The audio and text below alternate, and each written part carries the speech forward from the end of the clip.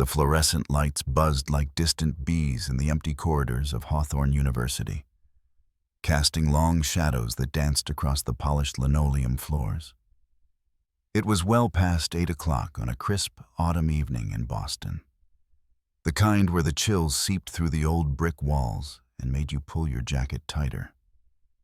Emily Thompson, 35, and counting every ache in her bones from another long day, pushed her cleaning cart down the hallway of the mathematics building. The wheels squeaked faintly, a familiar rhythm that had become her evening soundtrack for the past 5 years. She knew this place better than most professors knew their own cluttered desks, the hidden coffee stains under the lecterns, the forgotten chalk dust in the corners, the way the air smelled of dry erase markers and stale ambition. Emily wasn't tall, but she carried herself with a quiet efficiency, her dark hair tied back in a practical ponytail that framed a face etched with lines from too many sleepless nights. Her uniform, a simple beige polo and khaki pants, blended her into the background, making her invisible to the stream of students and faculty who rushed past during the day. But invisibility had its perks. It let her observe, absorb, and dream without interruption. As she maneuvered the cart around a corner, she paused at a faded mural on the wall. A swirling depiction of mathematical fractals, colors bleeding into infinity. It always stopped her a brief moment of wonder in her routine. Tonight, though, something felt off, like the air was charged with unspoken tension. She wiped a bead of sweat from her forehead despite the cool air. Her shift started at 6, right after the last classes emptied out, and it would stretch until midnight, leaving just enough time for a quick bus ride home to her cramped apartment in Dorchester. There she'd collapse into bed before her alarm screamed at 4 a.m. for her morning gig cleaning office buildings downtown. And weekends data entry from home, fingers flying over a second-hand laptop to make ends meet. 3 jobs, no breaks, no complaints, at least not out loud. But in the quiet of these halls, Emily harbored a secret that burned brighter than any fluorescent bulb. As she approached the end of the hallway, her eyes drifted to the blackboards, visible through the glass doors of the classrooms. They were her silent teachers, covered in scribbles of equations that the day's lectures had left behind. While others saw chaos in those symbols, Emily saw stories, elegant narratives of logic and possibility. She'd linger sometimes after emptying the trash bins, tracing the lines with her finger, her mind unraveling the knots that had stumped the brightest minds in the room hours earlier. It started innocently enough, a discarded textbook in the library's donation pile, its pages yellowed and dog-eared, whispering secrets of calculus and beyond. During lunch breaks in the basement storage room, surrounded by mops and bleach bottles, she'd devour them, her heart racing with each breakthrough. But tonight, as she pushed open the door to the supply closet for fresh rags, a wave of exhaustion hit her. She leaned against the wall, closing her eyes for just a second. In that darkness, memories flooded in like an uninvited tide. She was 17 again, sitting at the kitchen table in their tiny row house in South Boston, her father, rough hands calloused from years on construction sites, leaning over her shoulder. CM math ain't just numbers. It's the world's hidden language. Solve this, and you can solve anything. He'd grin, his voice gravelly from too many cigarettes, as she worked through algebra problems he'd pulled from an old workbook. Those were the good days before the diagnosis. Lung cancer stage 3 hit like a freight train. Her mother worked double shifts at the diner, but it wasn't enough. The scholarship to MIT. Emily let it slip away, trading dreams for a paycheck to cover the bills. Family first, her dad had whispered from his hospital bed, his hand weak in hers. But don't you stop dreaming, kid. She'd buried him on a rainy spring day, the ground soft and unforgiving. After that, math became her refuge, a private world where pain couldn't reach. No chaos of grief, no uncertainty of poverty, just clean, predictable solutions. She'd scavenge more books from thrift stores and library sales, hiding them in her locker at work. In the storage room, under a single bare bulb, she'd puzzle through advanced calculus, her pencil scratching furiously as the world above carried on without her. There were nights when a particularly thorny integral would keep her mind spinning until dawn, but the victory, the sweet click of understanding, was worth every lost hour of sleep. It was her escape, her rebellion against a life that had boxed her in. Opening her eyes now, Emily straightened up, grabbing the rags. The hallway stretched ahead, empty except for the hum of the vents. But she felt it again, that pull toward the blackboards, the unspoken invitation. How many times had she stood there, invisible, watching professors like gods dispense knowledge to wide-eyed students? How often had she bitten her tongue knowing the answer to a problem they'd left unsolved? The isolation gnawed at her, a quiet ache that no amount of scrubbing could erase. People passed her by, professors with their leather briefcases. Students chattering about exams and parties, never seeing the woman behind the mop. She was the background noise, the one who made their world shine, while hers stayed dim. But in those stolen moments with the equations, she felt seen even if only by herself. Sometimes the loneliness twisted into something sharper. Like last week, when she'd overheard a group of undergrads in the lounge laughing about the janitor lady, who always seemed to linger too long. Probably doesn't even know what 2 + 2 is, one had joked. Emily had frozen behind the door, her cheeks burning before slipping away. It stung, but she pushed it down, reminding herself that dignity wasn't handed out by strangers. Still, in quiet moments, she wondered, what if she'd taken that scholarship? What if life hadn't derailed her? The questions lingered like unsolved proofs, haunting her steps. As she resumed pushing the cart toward the advanced calculus wing, the distant murmur of voices caught her ear. Raised, frustrated tones echoing from Dr. Thomas Reynolds' classroom. Emily's pulse quickened. She knew his reputation brilliant, but with an ego that could fill the lecture hall. Students whispered about his tirades, how he'd dismantle egos as easily as equations. Normally, she'd steer clear, finishing her rounds elsewhere first. But tonight, something drew her closer. The door was ajar, light spilling out like a beacon. She hesitated, gripping the cart's handle, her knuckles white. Peering through the glass, she saw the blackboard, alas, with a complex problem, one that screamed challenge. Her mind already raced ahead, spotting the patterns, the missteps. Should she walk away, stay in the shadows? Or was this the night everything changed? The voices grew louder, pulling her in despite herself. Emily stepped through the partially open door, the cart's wheels whispering against the threshold like a secret being shared. The classroom air hit her first, thicker, warmer, laced with the chalky scent of frustration and the faint metallic tang of whiteboard markers. Dr. Thomas Reynolds paced at the front, his graying hair disheveled from running his fingers through it. Wire-rimmed glasses perched low on his nose. He was in his 50s, sharp-featured and impeccably dressed in a blue button-down and gray cardigan, the uniform of academic authority. But tonight, that authority cracked like brittle chalk. "This is beyond disappointing," he barked, his voice echoing off the high ceilings. "You're graduate students, for God's sake.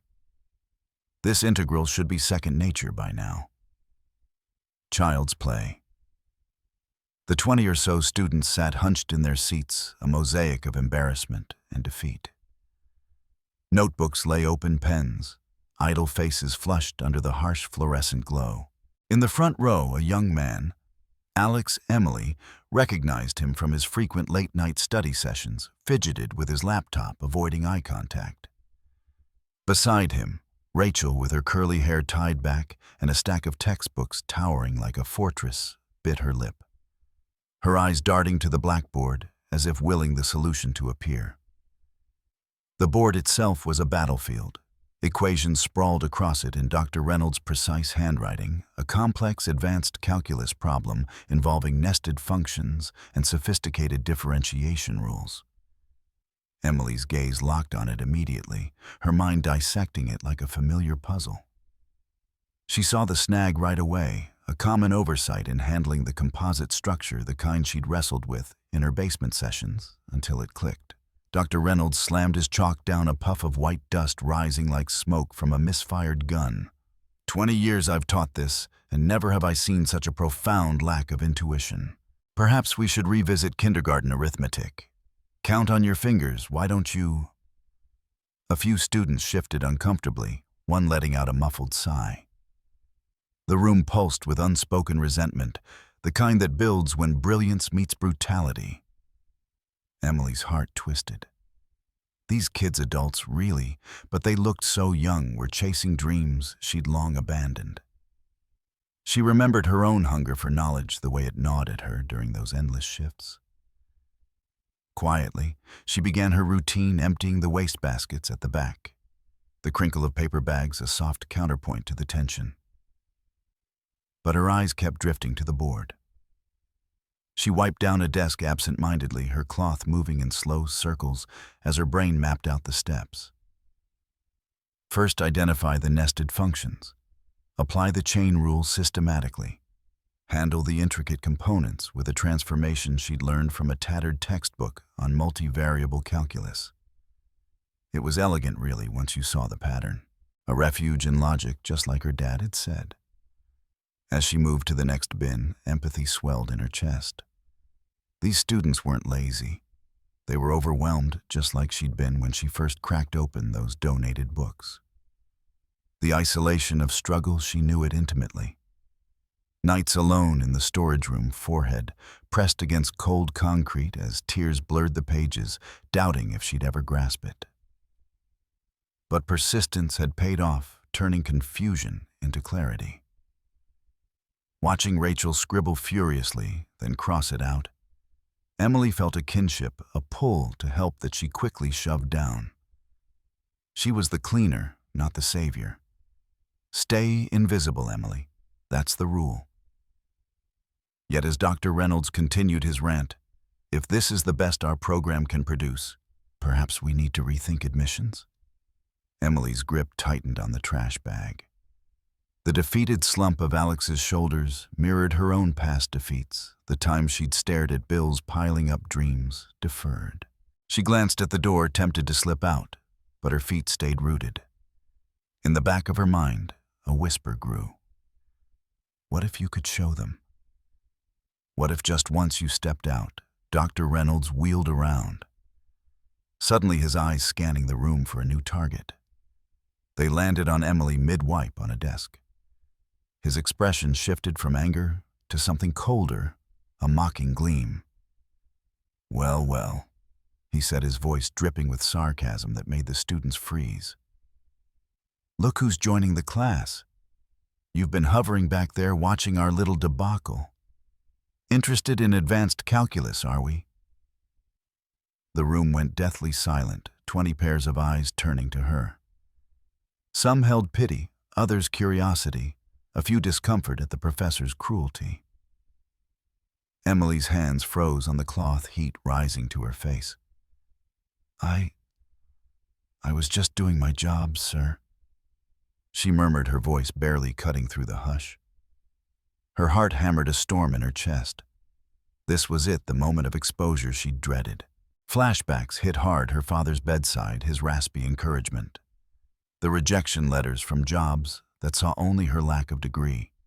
The endless nights questioning her worth. Run, her instincts screamed, but another voice, quieter but fiercer, echoed her dad's words.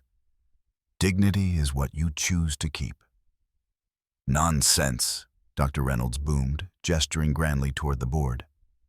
His tone was theatrical now, a performance for his captive audience.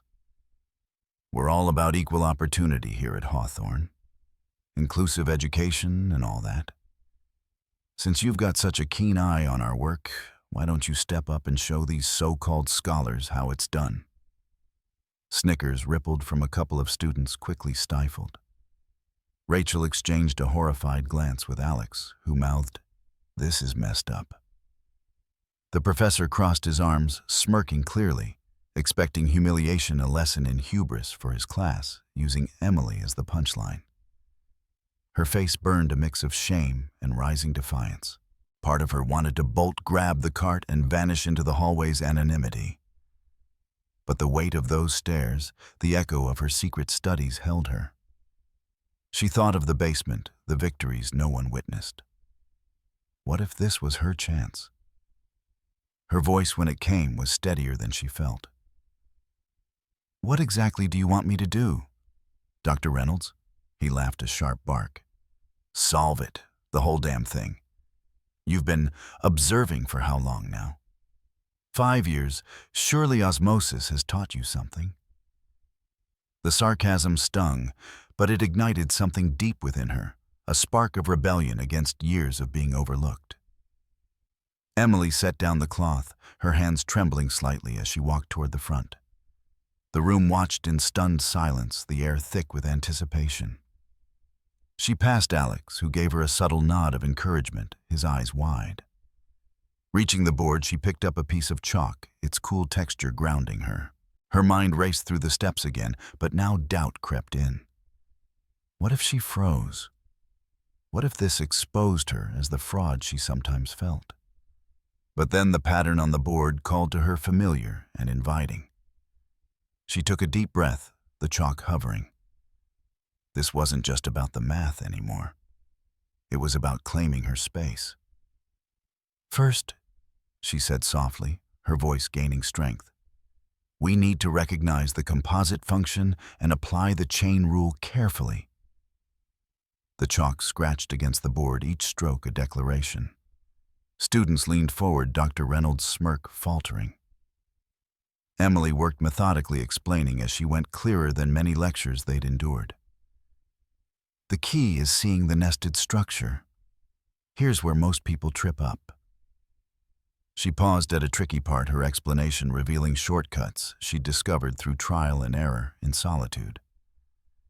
Halfway through, Sophia, a quiet student in the middle row, whispered, "Wait, I think I've seen you before. You helped me pick up my books last semester." Emily glanced back, a small smile breaking through. "Yeah, that was me." The connection, brief but real, fueled her. As she progressed, the room shifted from awkward tension to genuine fascination. Alex jotted notes furiously, Rachel's eyes lit with understanding. But Dr. Reynolds wasn't done. As Emily neared the end, he stepped forward, his voice strained. "Anyone can mimic a few steps. Let's see you handle something real." He erased a section and scrawled a new, more brutal problem, multivariable calculus, graduate-level nightmare. "Solve this." Emily studied it, her pulse steadying.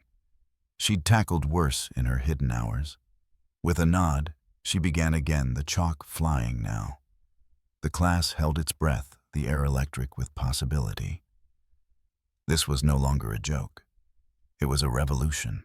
Emily's chalk danced across the board, with a rhythmic scratch that filled the silent room, each mark a testament to years of hidden toil. She worked through the first problem methodically, her voice steady now, cutting through the initial awkwardness like a precise theorem. "Once we apply the chain rule here," she explained, circling a key section, "we can simplify the derivative by recognizing the underlying pattern. It's not just about computation, it's about seeing the connections." The solution unfolded elegantly, step by step, revealing an insight that made the complexity seem almost intuitive. She stepped back, setting the chalk down with a soft clink, her heart pounding as if she'd just run a marathon. The classroom hung in suspended animation for a beat, then erupted in murmurs.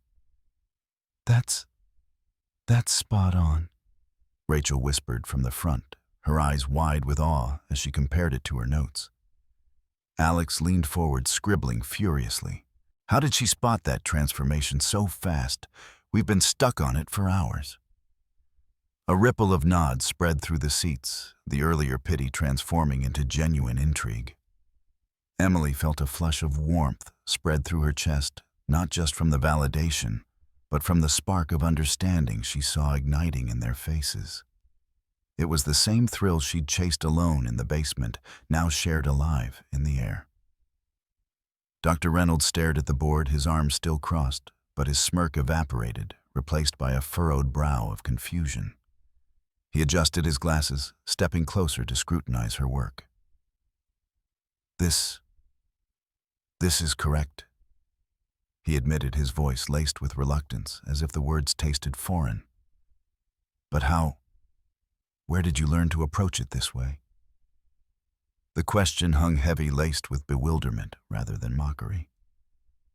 Emily met his gaze, her own eyes steady despite the tremor in her hands. For the first time in years, she felt seen not as the cleaner, but as someone with something to offer. Tears pricked at the corners of her eyes, unbidden, born from the raw vulnerability of the moment. All those solitary nights, the doubts that whispered, she wasn't enough, they quieted now, if only for a second. But the professor wasn't ready to yield. His pride, bruised but resilient, pushed him to double down. "Fine," he said, his tone sharpening as he grabbed an eraser and cleared a fresh section of the board. "Anyone can get lucky with one problem. Let's see if that was a fluke." He scrawled a new equation, this one a beast of multivariable calculus, layers of integrals and partial derivatives that demanded not just skill but deep conceptual mastery. It was the kind of challenge that had reduced doctoral candidates to frustration, the sort Emily had pored over in advanced texts she'd fished from the discard pile, spending weeks unraveling its threads. "Solve this," he challenged, stepping back with a renewed glint in his eye, arms folded like a gatekeeper. Emily studied the board, her mind shifting gears seamlessly. The problem stared back intricate and daunting, but familiar echoes stirred within her, a pattern she'd decoded during a particularly grueling month last year, when her apartment's heat had failed and she'd bundled under blankets with her flashlight and notebook. It reminded her of her father's old puzzles, the ones he'd invent to distract her from the hospital visits. "Math connects everything, Em," he'd say, his voice weak but warm. "Find the links, and it all falls into place." Swallowing the lump in her throat, she picked up the chalk again. "This requires combining techniques," she began, her voice gaining confidence. "We start by breaking it into components, partial derivatives first, then integrate systematically." As she worked, the room leaned in collectively, breaths held. She explained each step with clarity, revealing shortcuts born from her self-taught intuition. "Here we can use a substitution to simplify the multivariable aspect. It's like unwinding a knot. Pull the right thread and it loosens." The chalk moved fluidly, her movements precise, almost graceful. Midway through, she paused at a tricky juncture, the one where most would falter. "The insight is in how these concepts interrelate," she said, glancing at the class. "They're not isolated tools. They're part of a bigger system." To illustrate, she shared a brief anecdote, veiled but poignant, about how she'd once applied a similar transformation to model a real-life problem, like budgeting her meager paychecks across 3 jobs. It humanized the math, making it relatable, and drew soft gasps of recognition from the students. Alex raised a hand tentatively. "But how do you know which technique to prioritize? We've tried everything." Emily smiled faintly, the first genuine one of the evening. "Practice. Lots of it in quiet places where no one's watching." Rachel nodded vigorously. "It's elegant. You've made it look approachable." Even Sophia, who'd recognized her earlier, chimed in. "I struggled with this exact type last semester. Your explanation clicks better than the textbook." The praise washed over Emily like a balm, easing the scars of isolation. But it was Dr. Reynolds' reaction that shifted the dynamic. He stood, transfixed, double-checking her progress, his earlier defensiveness cracking under the weight of undeniable expertise. As she completed the solution with a final flourish, simplifying the expression to its core elegance, the silence was profound. Then applause, sporadic at first from Rachel and Alex, then swelling as others joined. "Incredible," Sophia breathed. Dr. Reynolds' face had paled, his hands dropping to his sides. That's brilliant. He muttered the word, escaping like a confession. Emily set the chalk down her legs, shaky, a mix of exhilaration and exhaustion crashing over her. Tears blurred her vision now, not from fear, but from the release of pent-up potential. She'd done it, not just solved the problems, but shattered the invisible barrier she'd built around herself.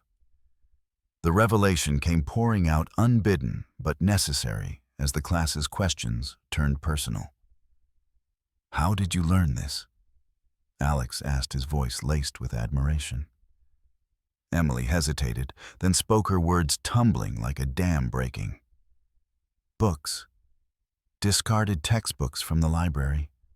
I've been studying for years after shifts in the storage room downstairs." She paused, vulnerability raw in her tone. "I grew up in a working-class family in South Boston. College was a dream, but when my dad got sick, I had to work. 3 jobs now, mornings downtown, evenings here, weekends typing data. Math was my escape. When everything else felt chaotic, bills, loss, loneliness, numbers made sense. They don't judge, they just wait for you to find the answer." The room absorbed her words, the air heavy with empathy. Rachel's eyes softened. 3 jobs, and you still mastered this," Sophia added. "I complain about one all-nighter." The social chasm yawned open, highlighting the privileges they'd taken for granted. Dr. Reynolds shifted uncomfortably, his arrogance dissolving into visible shame. Emily continued, her voice stronger.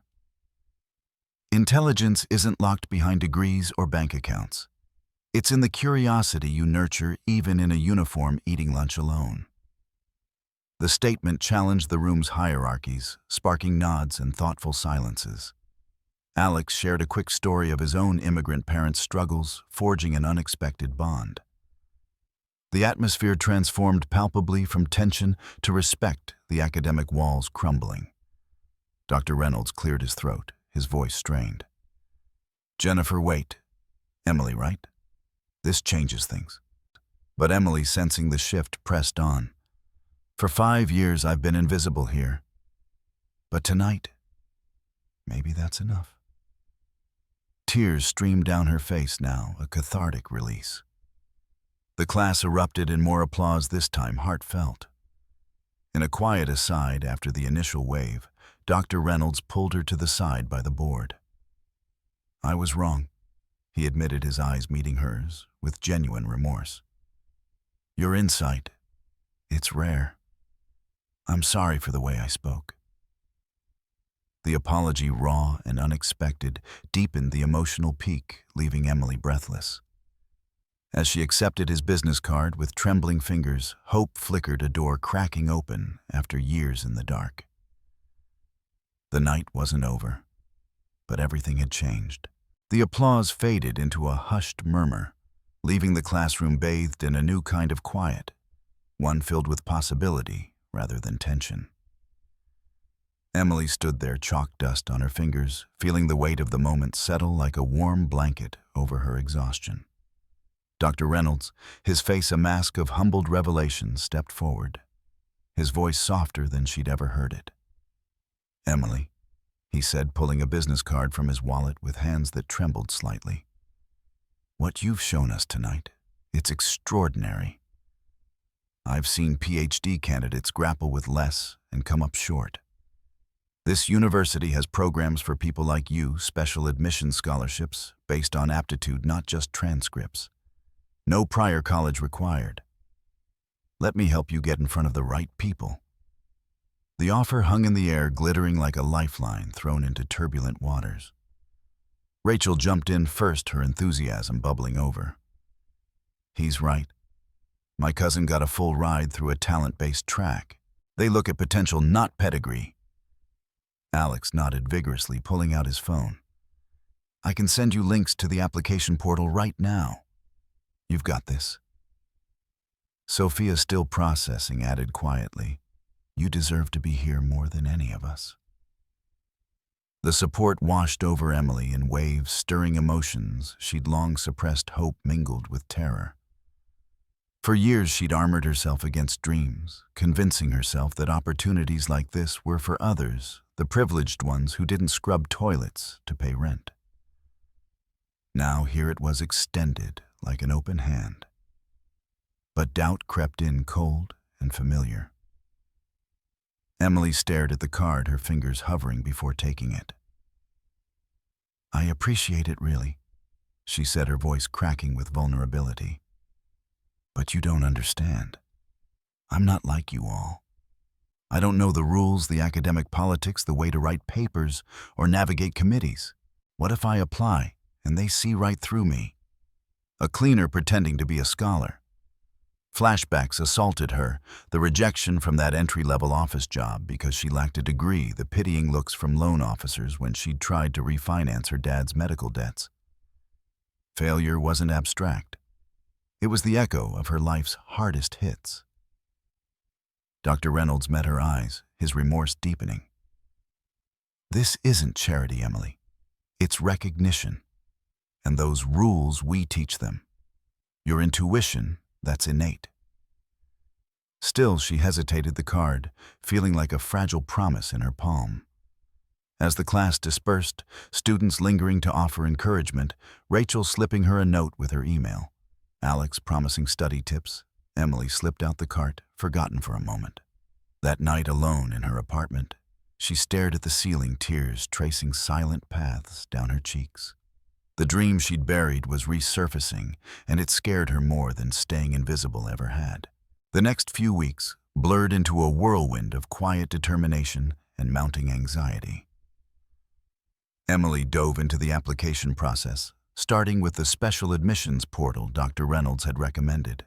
It wasn't straightforward forms demanding essays on her unique path, aptitude tests that loomed like mountains.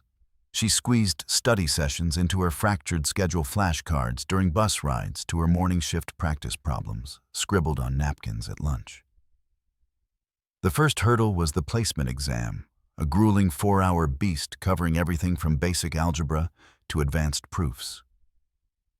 Sitting in the testing center, surrounded by fresh-faced undergrads, Emily felt like an imposter, her heart racing as pencils scratched around her. Doubts whispered relentlessly. "You're too old for this, too tired." But as the questions unfolded, her self-taught knowledge surged forward, each answer a small victory against the odds. Results came via email 2 weeks later, her hands shaking as she opened it on her phone during a break at work. 99th percentile, it read, followed by an invitation to interview with Dr. Elizabeth Harper, head of admissions. The interview was in a sunlit office overlooking the quad. Dr. Harper, a sharp woman in her 40s with kind eyes and a no-nonsense demeanor, leaning forward as Emily recounted her story. "Your scores are off the charts," Dr. Harper said, "but tell me about the why." Emily opened up raw and unfiltered the basement epiphanies, the solace in equations, amid grief, the 3 jobs that left her bone-weary but unbroken. Tears welled as she admitted her fears, but Dr. Harper nodded empathetically. "We've had non-traditional students before. What sets you apart is your resilience." By the end, a full scholarship was on the table, tuition covered, plus a work-study position in the math department that paid better than her combined gigs. Emily accepted, her voice barely a whisper, the weight of change pressing down like gravity. Transitioning wasn't seamless. It came with its own trials, testing her resolve in ways the blackboard never had. Quitting her other jobs felt like shedding skin, freeing, but exposing vulnerabilities. Her first weeks on campus as a student were a culture shock, navigating syllabi, group projects, and office hours where professors treated her as an equal. Imposter syndrome hit hard during her accelerated bachelor's program, especially in seminars where classmates tossed around jargon she'd only read in books. One evening, after bombing a presentation due to nerves, she broke down in the library, sobbing into her textbooks. Alex, spotting her from afar, approached hesitantly. Hey, remember that night you blew us away? This is just a bump. Their friendship blossomed from their study sessions in the lounge, him sharing notes, her offering insights that clarified concepts for him. Rachel joined too, forming a small support circle that eased the isolation. Administrative hurdles popped up too. A skeptical advisor questioning her background, paperwork snarls from her lack of prior credits. Emily pushed through, channeling the same grit that had gotten her through her dad's illness. Dr. Reynolds became an unlikely mentor, checking in weekly, his arrogance replaced by genuine investment. "You're teaching me as much as I'm teaching you," he'd admit over coffee. 6 months flew by in a haze of late nights and breakthroughs, culminating in her graduation bachelor's in mathematics, summa cum laude. Standing on stage in her cap and gown, the applause felt surreal, a far cry from the invisible woman pushing a cart. Integrating into this new world brought profound shifts, both external and internal. The scholarship stipend meant a modest but stable life. No more triple shifts, just focused study and her tutoring role, where she guided undergrads with the empathy she'd craved. Campus felt less like a foreign land. She walked the halls with purpose, nodding at former colleagues who'd heard her story and offered quiet congratulations. Socially, bonds deepened dinners with Rachel and Alex, where they'd laugh about that fateful night, turning it into lore. Dr. Reynolds evolved from adversary to ally, collaborating on a paper where her fresh perspectives shone. Emotionally, the change was tectonic. Emily confronted old wounds therapy sessions, unpacked the grief and self-doubt, helping her see her worth beyond survival mode. Mornings now started with coffee and contemplation, not alarm clock dread. Yet echoes of her past lingered, a reminder during quiet moments that privilege wasn't universal. It fueled her advocacy, pushing for more inclusive programs at Hawthorne. As she prepared for her first full semester as a lecturer, Emily felt the pieces aligning. The woman who'd hidden in shadows was emerging, ready to illuminate others' paths. But the real test lay ahead in a face that mirrored her own. Emily stood at the front of her introductory calculus classroom. The morning sunlight filtering through the tall windows of Hawthorne's math building, casting a golden glow on the blackboard behind her. It was her second semester as a full-time lecturer, and the role fit her like a well-worn glove, comfortable yet invigorating. Dressed in a simple blue blouse and dark slacks, professional but approachable, she surveyed the 20 eager undergrads before her.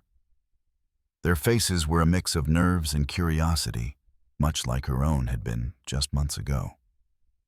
The board wasn't a wall of intimidating symbols. Instead, she'd drawn them as gateways, with real-world examples scribbled in the margins. Think of derivatives like tracking a car's speed on a winding road. Life's not linear, and neither is math. Math isn't about being the smartest in the room, Emily began, her voice warm and steady, carrying the quiet authority of someone who'd earned every word.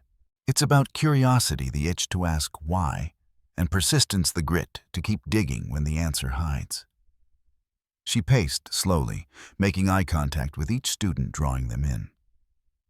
Unlike the lectures she'd overheard in her cleaning days, hers were interactive, laced with stories from her life, how an optimization problem helped her budget through lean times, or how probability mirrored the uncertainties of loss.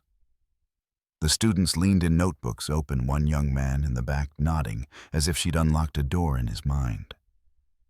They loved her for it, the way she demystified the abstract, turning equations into tools for everyday battles. "Any questions?" she'd ask after each concept, and hands would shoot up the room, buzzing with energy. Feedback forms overflowed with praise. "She makes me believe I can do this," one read. Emily's heart swelled during those moments. Teaching wasn't just imparting knowledge, it was passing the torch she'd lit in solitude.